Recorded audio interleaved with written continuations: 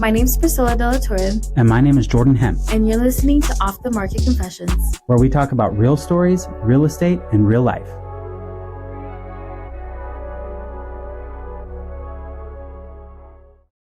Hi guys, we're back. We're back on OTMC. I'm your host, Jordan. And I'm Pricila. And we're excited to sit down today and talk about a mid-year update.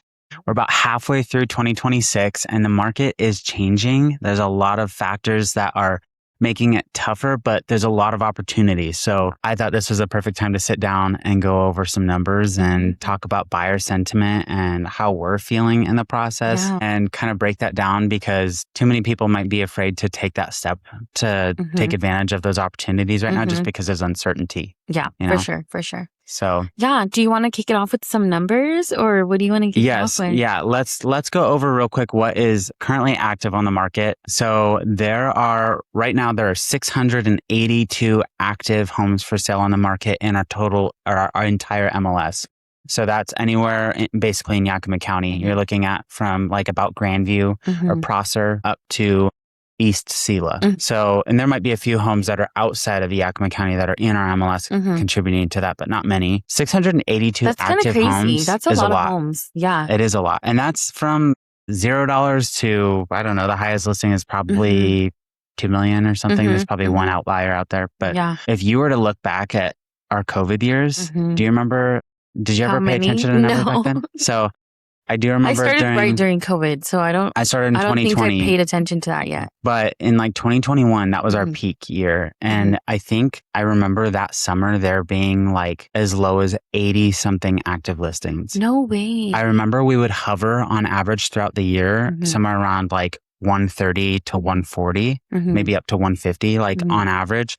But at its like hottest moment, we got down to like 86 or something like that. That's crazy. Just 86 homes for sale. Yeah. In the entire remember area. How much demand there was. There were people like just going crazy to buy homes. Rates were amazing. Prices were, obviously going up a lot at the time. People were gaining like $50,000 more in value a year in some cases. And there were like multiple offer situations on every home. It didn't matter what it was. Even over listing price. Over listing offers being accepted. $1 million homes were flying off because people could afford them all of a sudden. And then I think that kind of contributed into a few years later, all these people thinking their home was worth $1 million. Yeah. And that still is the case. A lot of people gained a ton of appreciation, but it's surprising at what $1 million buys you today versus what it bought you, I don't know, 5-6 years ago. Right. Like, it's crazy. It's changed. The difference is crazy. Yeah. So you're going to need a lot more than $1 million to buy one of those homes that you could have gotten for $1 million 5 or 6 years ago. That is such a common thing that a lot of my clients ask me, like, what's the difference between back then versus now? And I tell them, back then, 2-bed, 1-bath house, right? Super basic, probably the smallest you want to get into for most people. That used to be low 200s. Now I'm seeing a 2-bed, 1-bath for close to $300,000. Yeah, that's same. a lot of money. Sometimes more. That's a lot of money for a 2-bedroom house with 1 bathroom.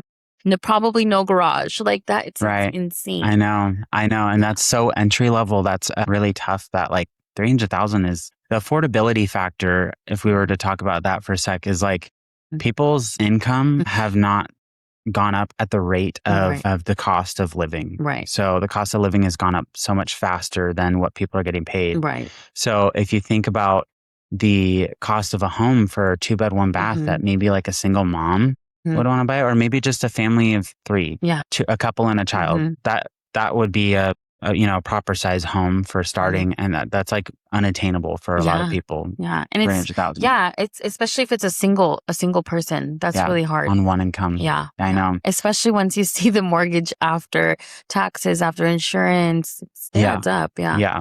So there's 682 active homes on the market. We're going to come back to that in a minute and talk about the opportunity there. There's also 248 pending homes right now that either they're pending, just marked as pending, accepting a backup offer, which might mean they're like an early phase of the process where they're not sure if things are going to stick, right? And then that also includes homes that are contingent with a release clause. And actually, there's probably a lot of people watching who have seen the term online contingent with a release clause, but have no idea what that means. Contingent with a release clause means that they've made an offer. So a buyer has made an offer on this home that you're seeing with that status. They made their offer, but they are actively trying to sell their home in order to pay for this one.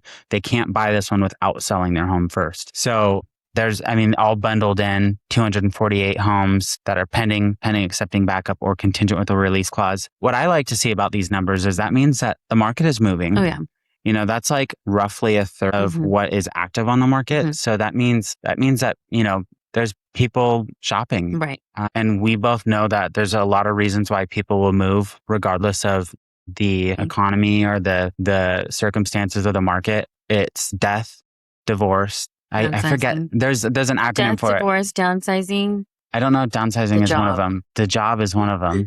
The job, but it's like the 40s, death, divorce, downsize. Are you sure that's one of them? I'm pretty sure it's downsizing. But I feel like having like a baby or growing a family, like I don't know if there's a word that starts with a D for that. Like divorce. Degrowing. Yeah, degrowing and the job. But I do know that the job is actually one of the jokes, but I'm that pretty fits sure it in. I would consider it the same thing, growing out of your house or growing into your house, like growing down. You know what I mean? Yeah. So those are things that cause people to sell or buy regardless of what's happening. Sometimes your job forces you to do that.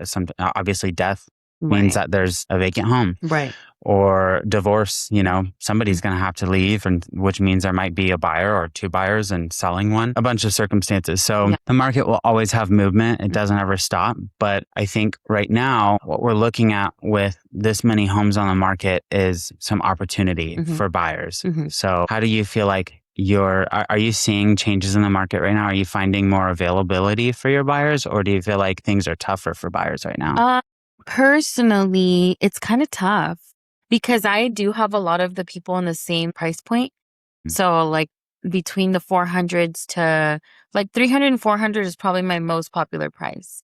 I do have a few people above the 400, but I think that 300 to 400 is a tough spot. There's been houses where, I have 4 people that want to write offers on it. Yeah. So for me, it's kind of like, dang it, well, shoot. Which one do you get to do it who's gonna win, or which one am I gonna do? It's kind of tough, I think. Yeah. But I also have a one shopper right now in that price range, around 350. And it is hard. It is hard. I've been sending them homes that are like, they want, get this, for 350. They want 3 bedrooms, 2 bathrooms, and a 2-car garage. Yeah. That's not too much to ask for. It's really not. But it is hard to find. But everybody wants that. Yeah, the thing is, one... Well, that's the most common structure of like, basic homes, basically. Yes. Everybody wants that. And so many people are in the same price range. And that's just your shopper. That does not include mine. That does not include our office. That does not include the rest of the... 300 other like full-time realtors that are working. Yeah, no, I get that. It's actually really wild how we've looked at quite a few homes, a handful of homes. And I've sent them quite a few as well that are... They're just not going to work for them. Maybe they're lacking one of the pieces of the needs here. Yeah. I do have some tips, but maybe we'll leave them towards the end. Okay. And I have to tell you something that I don't know if you know this about me, or if you do this, or if I'm just crazy. I probably am just crazy, but who knows? But anyway, okay, let's move on. Okay, we'll come back to those tips here in a little bit. But anyways, I just think it's wild how right now at 350, it's really hard to get, a 3-bed, 2-bath, 2-car garage. It's not unattainable. No, it just means that when that right one comes up, it's probably going to be priced well, and it's probably going to get a lot of attention. So you have to be ready to compete. You better be ready to move. So there are still plenty of homes that are getting multiple offers or selling within the first week. It just has to be priced well. It all stems with like the pricing right now. Yeah. You could sell a home in the $500,000 range in the first week right now still, but ultimately, what we're seeing is some more stagnant movement, different price ranges. So that's why the market, if you ask a realtor, they might say the market's a little weird right now. It's because if you broke it down into different price ranges, you'll see that some of them are hot like they've always been, and some of them are not. So I actually have this breakdown right here called a total market overview. We use these numbers when we're pricing homes. It's not a requirement, but it's a really good snapshot of the whole market broken down into different categories. And I think some of the interesting price ranges that I was going to show you or talk about are a little bit eye-opening. So if we were to look at the $350,000 price range up to $400,000, so a $50,000 gap in the range here, there are 32 that are between $350,000 and $375,000 and 47 active homes between 375 and 400. So we're looking at So like there's like 80 homes. That's insane. Between 350 and 400. Mhm. So it's funny because we're talking about how hard it is to Mhm. find something in That's that price why. range. But why are there so many? Mhm. So I think it's because some of those are overpriced. Mhm. They're probably really dated or need Mhm. some work. Mhm. Some of them may not even qualify for types of financing. Mhm. I think it's so odd that there's like 80 homes in Mhm. that price range, and we're talking about how there's a struggle to Mhm. find Houses. some in that price range. Yeah. Okay, but the 80 does not account for just Yakima. So I'm No, here. this is Oh, Upper this is just. Valley. This is Oh. actually Upper Valley. This would be Yakima, Union Gap, Mhm. Moxie, or East Valley, West Mhm. Valley, Sela, and like all the way Oh, through that's really Natchez. not. So what are we doing? Not Where- bad. yeah, I know. I want to look at these houses. But what's interesting to see is the ratio that goes from active to pending. And this is Mhm. just a 1 week snapshot. This is, by the time this airs, this is going to be like this week, Mhm. like just this last week Mhm. from the time you're seeing this. Mhm. So from 350 to 375, there's 32 active, but 11 of them in that price range went pending this Mhm. week. That's about 35% went from active to pending. So Depending. that's not a bad rate. Yeah. And then if you go to the 375 to 400 range, there was 47 active and then 18 went pending, which is about 38%. Mhm. And we're seeing what we can break down is what the house was listed for versus what it sold for. And I always like to use these numbers with Mhm. sellers and buyers because I can tell them, hey, if you're pricing your home here, Mhm. don't expect to get full price all the Right. time. You might be coming down. There's a lot of people getting seller concessions Mhm. for their loans right now. Mhm. The buyers are getting their closing costs paid. Yeah. So roughly right here, if I'm looking at the difference from what it was listed for, the average price range between 350 and 375, average that out, it comes out to $367,000 for an average list price. But by the time they're sold, it's dropping down to an average of $361,000. So they're losing about $6,000 on average from their list price to what they're closing Yeah. for. Half closing cost. I don't know. Could be. Maybe. No, and that's just sales price. Mhm. That's not actually closing costs at all. That's Oh. just based on sale price data. Hmm. So then on average for the 375 to 400 range, you're looking at an average list price of 396, which is right below 400. And that 396 is shrinking all the way down to 387. So they're losing Oh. about $9,000 from their list price to their close price. Yeah. So I think that's really useful to talk to buyers about and say, Mhm. hey, that shows opportunity. Yeah. That means we're going to be able to get some negotiations Yeah. out of this. Yeah. That doesn't even account for closing costs that people are getting, which we know that that's a Mhm. very, very popular ask right now. Yeah. And they're usually getting that. Yep. Not only that, but they're probably getting repairs done to the home, and some of those could be costly. Mhm. So I like to see that. That means there's opportunity for buyers. And then the last thing I like to look at in this category is seeing the average days on market. So the average days on market for an active listing in that price range is 57 to 58 days. So as a seller, I would tell a seller, based on this price range, I wouldn't expect your home to fly off the shelf unless we know we're pricing it Mhm. right. On average, you should expect to be about 57 or 58 days before you get an offer accepted. Then it closed based on the closed homes, the ones that have sold in the last week. They were averaging from the day they hit the market to the day they were closed, 72 to 74 days. Which makes sense. That's about 30 days more, Yeah. 20 something days more than the actives, Yeah. which does make sense. Yeah. Yeah. So And this is such a good tool for sellers because sometimes I think people do think we're still in the COVID times. They list their house, they expect it to be gone in a week or two, a day or two. And then it's like you're 30 days in and they're freaking out. yes. For personal time, I had somebody hire me to sell this house. And mind you, it's a 3-bed, 1-bathroom house. One of the bedrooms was like full size, maybe the size of this room. And then the other 2 were tiny bedrooms to where you could probably barely fit a twin. Okay, so they were small. And he said, you have 3 months to sell it. And if you don't sell it, then I'm going to take it and I'll hire somebody else. And sure enough, I didn't sell it. He did take it from me and made somebody else, listed it with somebody else. And I think they've been 20 days on market and it still hasn't sold. Which makes me think, when I see these numbers, it's like, it could take 60 days for us it could have taken us the 60 days for us to get an offer but Right. we pulled it off the market too soon. So, Right. I mean, hopefully this other agent does sell it, and maybe they will.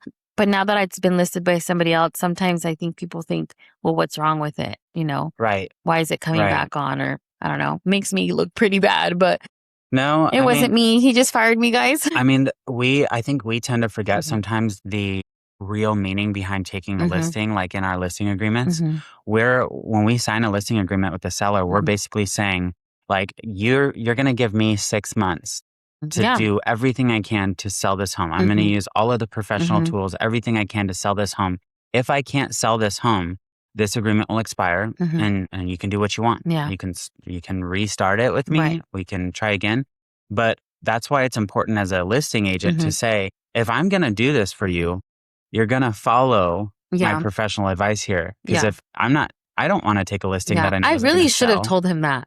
You know, I mean, Mhm. and it's hard because Yeah. I think we kind of get lost in the meaning of, like, we're just in the Right. excitement of getting another listing, Right. right? But Right. ultimately, really what it is a contract between the seller and me saying, hey, I'm the professional you're hiring to sell your Mhm. home. Obviously, I can't call the shots on everything. You have Yeah. to be the decision maker. Right. But I'm going to tell you what I think you should do. Mhm. And I'm going to tell you why I think you should do that, because I can't just sell anything for any Right. price. I Right. have to believe in it just as much as you Yeah. to be able to get the job done. Yeah. And sometimes people are unrealistic with their price Mhm. or the condition of the home. Mhm. I have a Mhm. listing. I don't know if I'm going to get this listing or not. I'm probably will, but this house, they bought it in 2023. It's a manufactured home. Mhm. It's in really rough shape. Mhm. Like, they bought it with like new carpet. It was clean, but they have since then torn out a whole bathroom, ripped out some Oh kitchen my gosh. cabinets, and never And didn't finished fix. them. Oh, wow. And they have a ton of stuff in the house. Mhm. They let the yard completely die, dry and crispy. And I noticed the septic tank is right in the middle of the driveway, which is a Oh, big no-no. no. And I was thinking, like, you know, and they're telling me they want to sell the home for roughly, they want to net at least $50,000 more than what they paid for the home. Mhm. And I was like, there's no way. Yeah. If anything, you guys have lost value. This Yeah. house had a yard. It had new Mhm. carpet. It was empty before. You have an unworking bathroom right now. Yeah. Part of the kitchen is missing. How do you expect this house to have grown in equity? There's Mhm. just no way. And so I have to be really strict with them right now, setting my expectations and my standards at, like, you have two options here. I can get you out of this, but you're going to lose money, or you can put the work in, take Mhm. some money. Something. Yeah. I'm not going to get you $50,000 more in equity. You have to transform this place, but you can either put in the work or not put in the work, Yeah. but you don't get both, Right. you know? Right. What And would you do? honestly, if I were these guys, one of them took a job out of town, and so he's only home on the weekends. And the other one she's a stay-at-home mom with her 1-month-old baby, so she's not able to put a lot of work into it. I would say, take your loss. Yeah. Take your loss Yeah. for That them. sucks. I mean, if you could at least, being a new mom is a hard job. Right. But if she could at least get out there and move a sprinkler around a couple times a Mhm. day, to green up the yard a little bit, like, That would really help. Yeah. these are people that I think have the capability to put some effort into it, Mhm. but I can't make them, Yeah. you know? That's true. At the If end of the day, they have to if they decide to do really it. want this, they Mhm. have to put in the work. Yeah. It's not easy. I Mhm. can't do all that for them. Right. So, but before we move on real quick, I did want to just kind of say a couple interesting things about a couple other price ranges. So we just talked about that $350,000 to $400,000 range. I want to talk about between $500,000 and $600,000 for homes on the market. There's 72 homes available. That's the highest range of all of the price ranges. Between 500 and 600, there's 72 homes on the market. And then between 600 and 700, there's 48. So Wow. that is the most stagnant range right now. In fact, between the 500 and 600,000, we're only seeing about 19% of them go pending. So it's probably because there's a lot more availability. So it's a lower pending ratio, which just shows that it's more stagnant. And then the average days on market before they get an offer accepted in that price range is 61 days on market. And then by the time they close, it averages about 90 days. Wow. So, Which is not too far from the 300 range as far as days on market. no, but if you look at the the average price that they're starting at is about 562,000. By the time they close, they're at 548. So they are taking either price reductions or lower offers on price, and they're probably offering closing costs and somewhere in the mix too. So they're definitely having to see some decreases, which again shows a lot of opportunity for buyers. That is an expensive price range for some people, because if you're not coming into that with a fair down payment, you're going to have a really high mortgage. Yeah. So between 1 million and 1.5 million, there's 29 homes on the market, and only 5 of them have gone pending in the last week. But that's pretty good, actually, Yeah, for that is pretty good. 5 homes in the last week to go Yeah. pending over $1 million. I want one of those.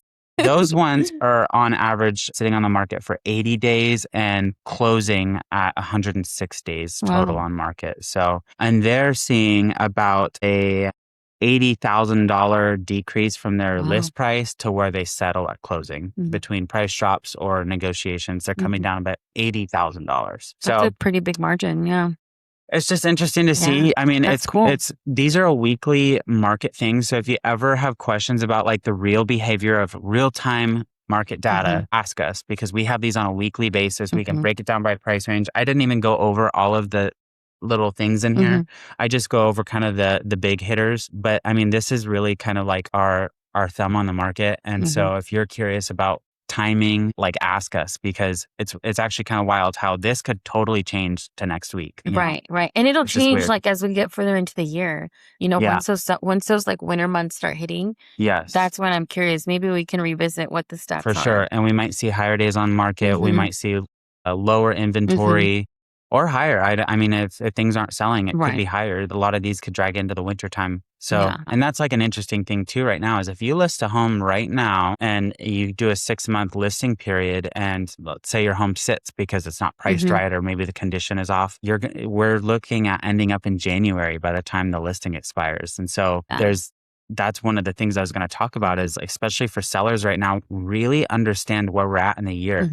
We're at the end of July. You really have about 3 months right now to take advantage of this active window of shoppers. So don't waste that, because especially if you have a pool. If November rolls around, or November rolls around, and you have a pool, it's not you're going to have to winterize it at this point, and you're going to have to try to entice people on the pool when it's not looking its best. Right. So people don't tend to buy pools in the wintertime. So that's just something to keep in mind. Yeah. No, that's a really good tip. Yeah. Yeah. How do you feel like buyers are reacting right now in the market? Do you feel like they're being skeptical? Or do you I feel like they're discouraged. Again, and it's because it's not necessarily because of the prices, it's just what there is out there. Yeah. And what you're getting for what you're paying. So do you feel like there's opportunity for buyers where do you think the opportunity is at for buyers right now? Because we know there is opportunity, but where are they finding that? I think if you can see beyond the cosmetic things, you can get really good deals right now, I think. Yeah.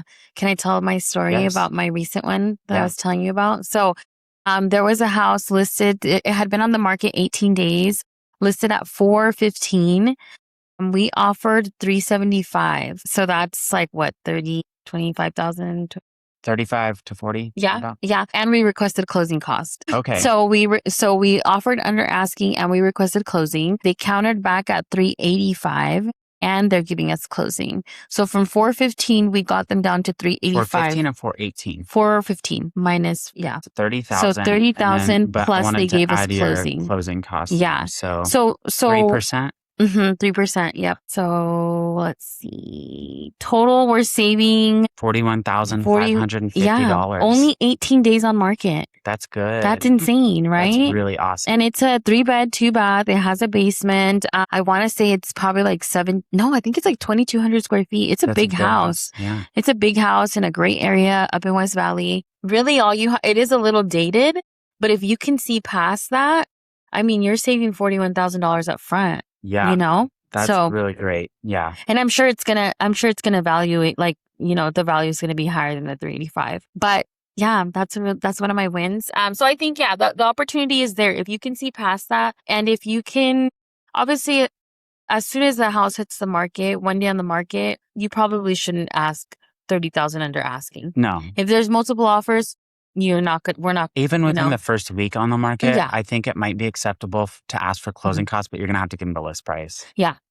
So there was another one. This one was a couple weeks ago, but It was maybe like 4 days on the market. They had a couple showings and we offered asking price, but we did ask them to pay closing and they said yes. Wow. Yeah. But this one was in the 500s. Yeah. Yeah. Yeah. So, but I mean, just go for it. So I think the opportunity and I keep talking about inventory, how much is available. It depends on the price range, but there is a lot of opportunity based on the price range right now. So not only that, I think there's opportunity in the negotiations, like we're talking about closing costs or price. I mean, you can But there's also opportunity in repairs. I've gotten roofs. This is all recent within the last month or two. I've gotten new roofs, credits for closing. I mean, just there's so much. Yeah. In this market, you can literally ask for anything and they might consider it. Yeah. You know? So there's a house that I know of that I was under contract on with some clients back in February. It's still for sale on the market. We were under contract and then my buyer's financing fell apart because of his work history. But at the time we were under contract for $425, I believe. And the house was listed, I think, for $440.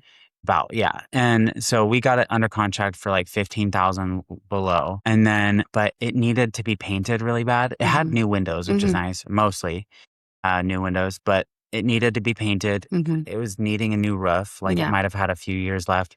And then the HVAC was really old too. But since then, after it fell apart, they removed the house from the market. They had it professionally painted and they chose some really appealing colors. Like it's like a cream color with like a beige trim. So it's kind of bright, but it fits this mid-century style that it has. And then they got a new roof too. So they're like, that's like $30,000 worth of upgrades that these guys have put in. And they ended up putting their house back on the market for higher, which I thought was probably a mistake.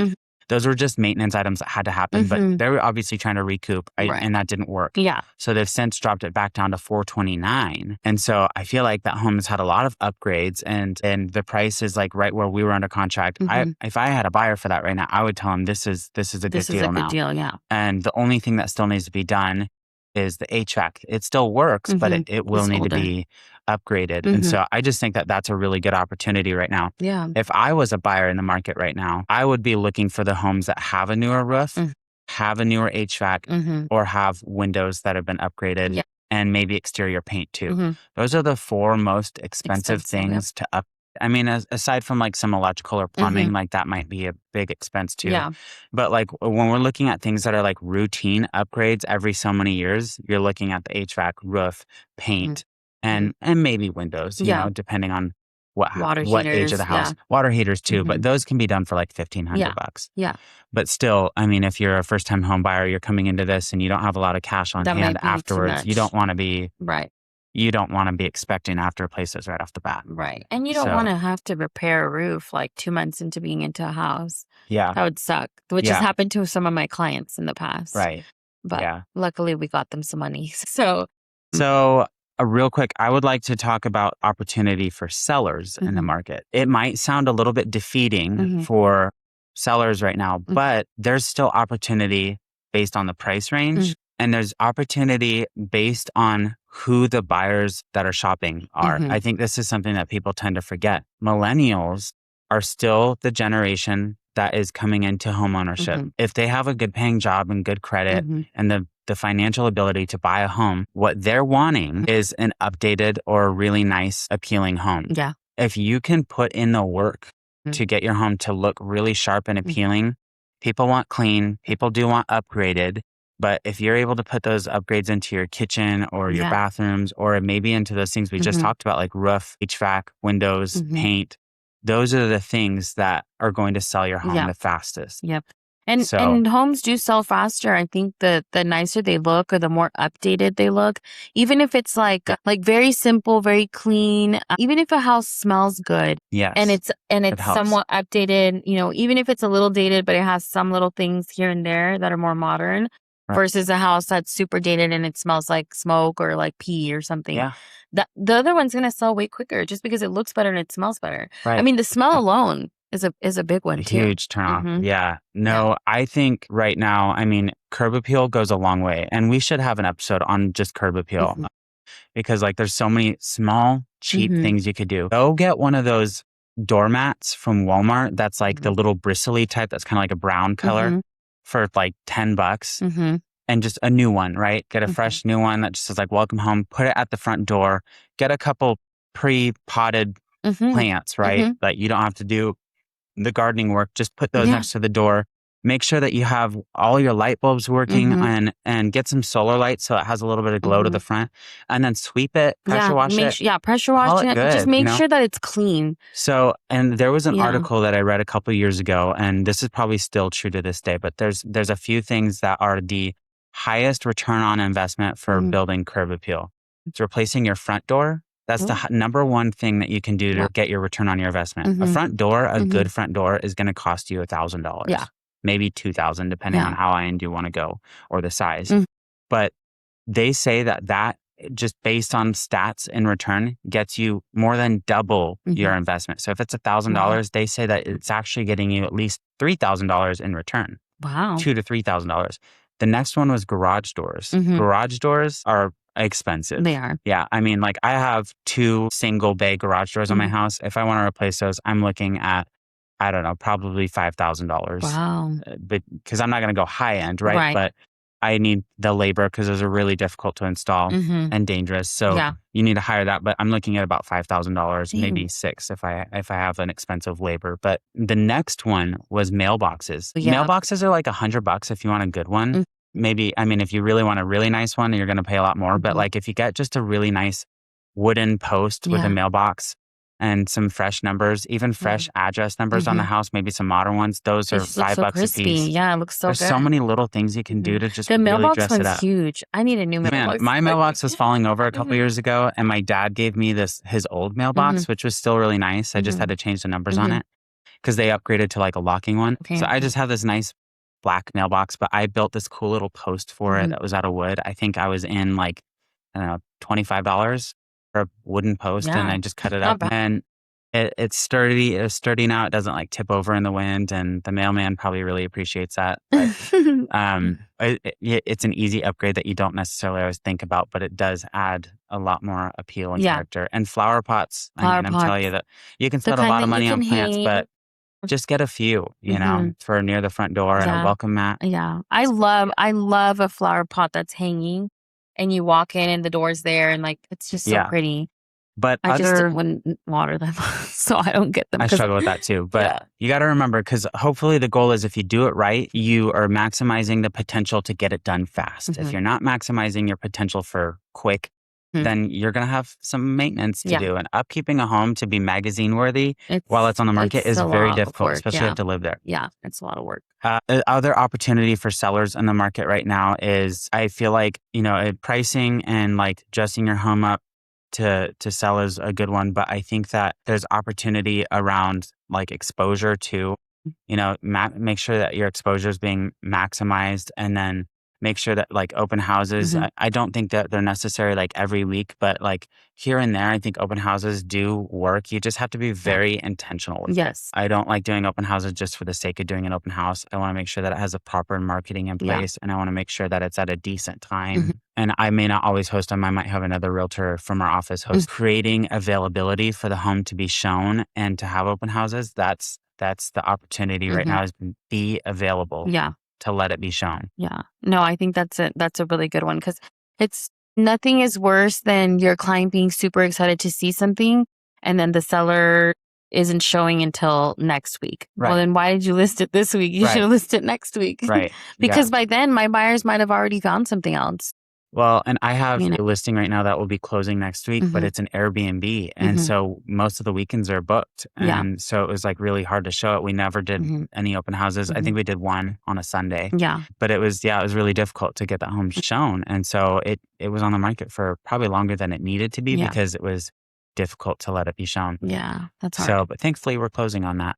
That's good. Yeah. I think the last thing I'll talk about before we wrap this one up is just a few things that are concerns for people in the market. This might affect sellers or buyers. There's a lot of uncertainty around the economy. So inflation is still really high, which is causing people to try to save more money if they can, because they're spending a lot more on just groceries, cost of living, gas. Like, let's not even get started on that. But people are paying a lot more money out to just the necessities. So they're not able to make a move right now. people when people find anxiety or fear around the economy, they tend to stay put. They kind of want to recluse and just hunker down. And I don't blame you at all. I do the same exact thing. I think the market's getting a little tougher for us as well because of these things. So in the same way, I'm already looking at my expenses on a personal level, saying like, where can I cut stuff out? Maybe I'm going to cut out some subscriptions. And maybe that's another episode we talk about like proper budgeting and being responsible with that kind of stuff. But I think that that's something that right now is holding people back. It's a fear. Yeah. I think another thing that might be a small factor, maybe not a huge contributing factor, is this war that's going on. You know, there's a lot of uncertainty around the war. I think we've lost like 18 soldiers now. So people are like, really, this is a big deal. Like, okay, this is a real war and this is not looking like it's getting any better. What is that going to mean for our economy? You know, is it really... I mean, there's all these alerts going out now saying that Americans need to be really careful while traveling. So people are like, okay, does that mean something's going to happen in our homeland here? Right. Should we be worried? And so, you know, you don't want to buy a house and worry about this? If this war does keep going on, we know gas prices are bad now, but they could get a lot better. The cost of food might go up, or there's also new tariffs that were just introduced today. And Canada is going to be hit hard with tariffs too. And that's where we get a lot of lumber and building supplies from. So that means the cost of building. Yes, cost of building is going to go way up, which is going to make it really difficult for builders and the people who work for builders, contractors. I mean, it could get a lot more ugly here. So I feel like that's all contributing to fear in the market. And I think a lot of people are hesitant to spend right now. So I'm hoping that the opportunity will outweigh the fear. And I think if you talk to the right person, this goes back to something that we always try to reinforce in people's minds. People will ask, when is the right time to sell? When is the right time to buy? The answer sounds silly, but it's when it's the right time for you. Is it the right time for you? You know, I mean, yes, you might be concerned with some of the market behaviors right now or the economy, but do you need to get out of that house? Or do you need to get into a house? Let's sit down. Let's talk about it. How can we pivot and be prepared for some unexpected changes in the market? And how can we, you know, still manage working around some of those hurdles or fears to get you to where you need to be? Because I don't think it's worth always sitting back and just waiting and trying to wait it out. Yeah, because personally, I think the longer you wait, I mean, everything's going to continue to go up. So if you think it's unattainable now, give it another 2-3 years, it might be even worse. There are ways to hopefully do not, this. but and there's ways to do this strategically and responsibly to set you up to have a safety net. And I know that there's just a lot of math and science behind lending and that kind of stuff where a good lender can also prepare you as well. They're not going to put you into something that you're going to be house poor. And so, and if you're needing to sell, there might be quite a few homes on the market, but when we're looking at our numbers here, things are still moving. It just needs to be priced appropriately and marketed properly. So I agree. It's a full circle. I mean, it really is. I say that there's a lot of healthy pieces to the market right now. It's just not what people are used to. Yeah. And I think a lot of people just don't know about this. I think a lot of sellers don't know that the average day, you know, for this price point is close to 60 days. The average seller probably thinks it's been 5 days. Why is my house still here? You're not doing a good job, Jordan. But it's like, no, it's not me or you. It's just, this is the market we're in. If you look at our lower numbers going up, I mean, the trend is that like the days on market for actives just goes up and up and up with the price. So the higher the price, the higher the days on market. And that's a direct reflection of affordability. That's all it is. There's a couple like really high days on markets for these low ones, like 125 to 150. But these are probably houses that are cash only. So like dilapidated needs a lot of work. So I agree. It's going to take longer to sell. You have to have. It's so crazy. It's probably like now I want to go find it. Let's go find it.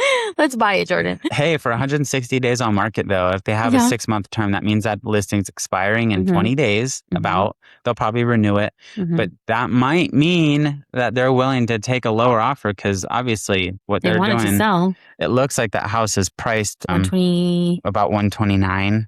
I think I know which one this is. Really? Maybe. I think it's on Autanum Road down near like 3rd. Interesting. We'll see. But all right. That's all we have for you guys today. Thank you for watching. Thanks for watching. We have some really good guests. I know we keep saying this every time, but please stay tuned. We've got some good ones. I have a really good guest coming up soon that's going to talk about home insulation and the incentives through Cascade Natural Gas.